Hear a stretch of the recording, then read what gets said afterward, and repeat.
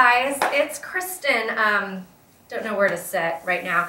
It's Kristen from Blue Egg Brown Nest. I've done a few video tutorials before, but if you haven't seen my blog, it's blueeggbrownnest.com. Go check it out. I blog every day with interesting chalk painting tips and inspiration, interior design, and you're in my home now. Before we were outside, sorry that was my cat on the chair. Before we were outside and I was showing you some chalk painting tips. And today I have a table in my house that I wanted to show you a new technique. It's actually from Sloan's new book called Color Recipes. And this one is called the Limed Oak look. It's on page 132.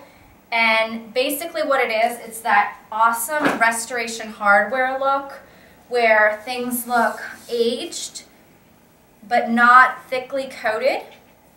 And this is the first time I've tried it, and I'm really excited about it. So if you love, my dog's about to walk in front of the camera, if you love chalk paint, if you want to experiment with new ways to do it, if you love the aged look like I do, I don't know if you can see a little bit of my home in the background, but my chairs are kind of the same look, and I never really knew how to achieve it until looking at her book. So I'm super excited to show you what to do. So the most important thing is the type of wood that you're going to need. Okay, don't yell at me or write me or get aggressive with me. I think this is oak. I don't know, but I know that it works best with oak and works best with lined, textured wood. For today, I'm going to say it's oak. Again, don't be mean if you correct me. There's no hate in chalk paint. I know I've received so many lovely notes and emails from people, but every once in a while there's a bad seed in there that likes to criticize me and say that I talk too much, which is really silly because I'm a total introvert. I just happen to have 3 very wild children, and somehow I try to fit chalk painting into it, so life is a bit nuts. But you can see all that on my blog. I try to document my life very openly. It's blueeggbrownnest.com. So find the right wood. Make sure you find a piece that you can work with, because the last thing you want to do is get frustrated with a piece that it won't work on. So again, textured, you can just feel the wood. I can feel the ridges in the wood. You want your old white paint. You want your Sloan oval brush. And you can see that I've already started it.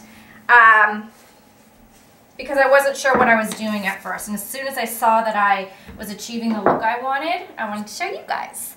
So go get a cloth. It doesn't have to be anything fancy. This is my husband's old t-shirt. He loves when I cut it up. Take your oval brush. You're going to dip it in. And I'm going to show you on this ridge right here. Just going to go over it. I wouldn't say go thick. I'd say a pretty thin layer. And because you're doing a thin layer, it's going to dry quickly, but that's kind of part of this process. You take your cloth. You can wait a few seconds. Don't wait minutes, is what I found today.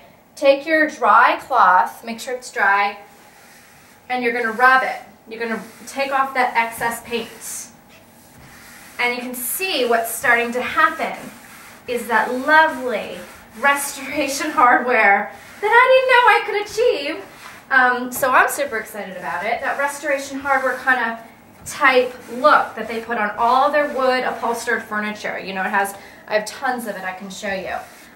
So it's kind of the wood, the white is filling into the cracks. Interesting detail. If you want it a little bit heavier, then wait a few more seconds, wait a few more minutes for it to dry, and then go over it with your cloth.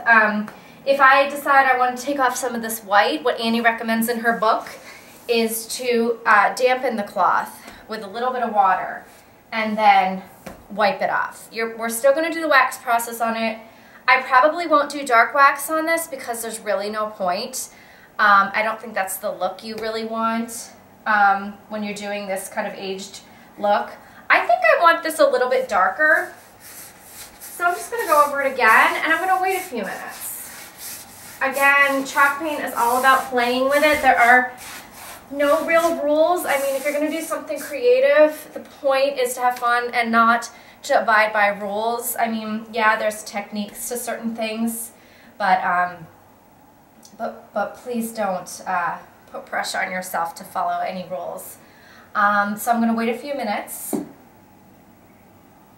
and then I'm going to dry it off. So again, take your rag. You will find it probably easier with an oval brush just because it's really nice and thick. If you use a smaller brush, I think it's going to be a little bit harder to control. Let's see what happens again. Aha!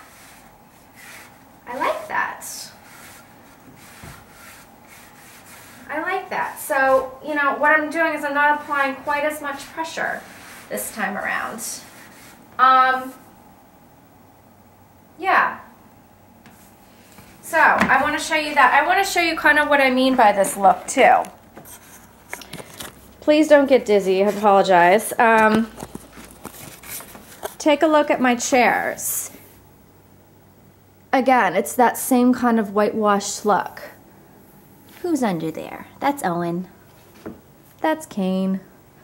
I'm trying to find another whitewashed. I'm calling it whitewashed. It's not quite whitewashed. These wingback chairs of mine that I'm sure you've seen lots of times on my site. You can see it's kind of happening in here. These are from Restoration Hardware. And again, it's just a lovely aged look. So I'm super excited that about this technique. So if you have any questions, feel free to email me. I'm Kristen C. Benston at blueeggbrounnest.com. Again, please check out my site. And I offer lots of tips and try to inspire all my friends in kind of this European aged cottagey look. So I'll talk to you guys soon. Thanks. Hey guys, it's me again, it's Kristen. I just wanted to show you kind of what I meant. If it gets a little too thick with this process, take your water. It's easy if you have like a glass of water, and this is just an old washcloth. I'm not too worried about it being a soft cloth because I'm trying to get a little bit something off. I'm trying to get the paint off, so it can be a little rougher, a little more rough. I'm gonna have all the English majors in the world correcting me. Anyway, so you take it and you just kind of, you don't want to overdo it with the water, but just say it's a little bit thicker here. I want to thin it out a little bit. I'm just gonna wipe some of the water. I know you probably can't see it exactly, totally clearly from a video camera, but so it's another thing you kind of have to play with. I could keep going on this, but you can see it comes off with water, which is awesome. I want to show you, I'll do a little bit down here where it's a little thicker. I hope you can see me on this leg. It's a little bit thicker. I'm just going to kind of rub it a little bit until I get the look that I want. Again, it's just about playing. I do want to show you, see that rubbed off really nicely. I want to show you what happened with the top because I think it's really cool. So I'm going to take the camera. Again, don't mean to make you dizzy. It's hard with a video camera, I realize that. You're not always going to get the right colors. But see, this is what's happening with the top of the table. It looks like it's been sitting in a barn collecting dust for a really long time. And I think that's just such a cool look. But again, if there are places in here that I don't want it to look super thick, it's kind of shocking that this even happens, but I can go over with my rag and it just starts to wipe off. I'm just going to kind of play with it. And then I'll plan on posting pictures at blueeggbrownest.com so you can see my results. I'm going to play until I kind of get the look that I want. See, I just rubbed a little, I rubbed more off than I think I like there. So I'm probably going to go back with my paint. So again, play. Check